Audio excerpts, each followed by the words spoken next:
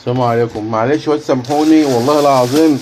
يعني بعت منه يعني ونسيت اكمل، ما هو زي الشغل بتاعي كله، بس انا كنت جايب ديني كده ايه على عالي، يعني حاططها في مكان عالي شويه عشان انا اعرف ايه ابين لكم الشغل يعني.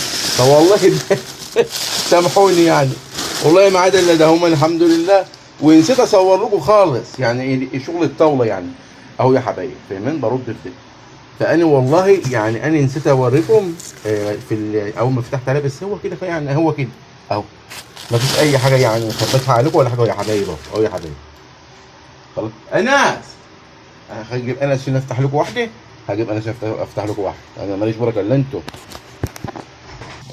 طيب يا حبايب اخوكم اهو يا اولاد، الدنيا زي الفل ما شاء الله. هوريكم منه عايز اجيب لكم بس واحده مبطرخه. يعني نبقى ننساكم ونوريكم من البدايه وما نجيب لكم شيء اللي مبطرخ. لا ما ينفعش.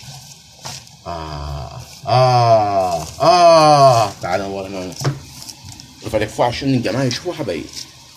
انا بحب الناس تشوف كل حاجه على الطبيعه. مش انت بتقول لنا حاجه وبتعمل حاجه وليك اسرارك ان هي نفسي ما اعرفش اديه لحد، انما السر ما فيش عنده اسرار. اللي عاوز يفتح سمك بقى اولاد بطريقه حلوه قوي قوي تمام، نقول بسم الله اهم حاجه، ويا حبيبي يا رب ما شاء الله. شوفوا اهي. بالصلاه على النبي بسم الله. تقوم البطن بص البطن طلعت ازاي، زحلول صغير. بصوا يا اولاد، بصوا اللئيم قاعد فين. تعال ما اوريك، حكم انا بعرف اوريك كل حاجه عشان خاطر المصداقيه. اثبت بقى انه يا حبيبي، شايفينه قاعد فين انك اهو. تعال ما نطلعه، فاتك شويه لفوق. ايوه كده، واحده شمال اوبا، وندخل المقص هنا واحده يمين اهو. شوف قاعد فين اللئيم اهو. اللئيم قاعد اهو اهو. تعال لسه سحلوه لسه بشاير يا اولاد. ما انتش تجيب اثبت، انا اثبت معلش انا هخليك تمشي اهو. بصوا يا حبايب، سمنه فلاحي اهو. صور للجماعه وقلت صوره كده، انا صور بصوره يتم بايدك الاثنين. ايوه ارفع لك فوق صور كده حبيبي. صور شاطر.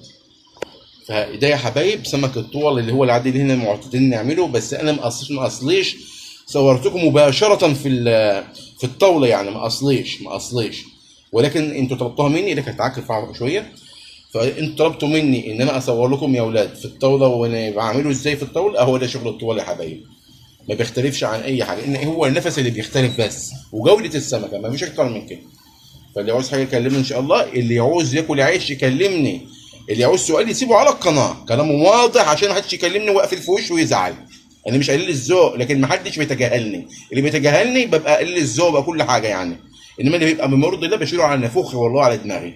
ومحدش بيعمل اللي انا بعمله ده، ولا حد بيقول اسراره، ولا حد بيعلم حد، ولا حد بينفع حد. الفضل لله كله. بس انا بعد ربنا ان شاء الله يعني، ربنا شوف حته بقى دي اني بعمل اللي عليه. واعوذ بالله من كلمتين، انا افقر واحد واغلب واحد في الدنيا. ده الشغل بتاعنا، وباقل الفلوس في الدنيا ببلاش بشحته. اللي هو هيكلمني. السلام عليكم.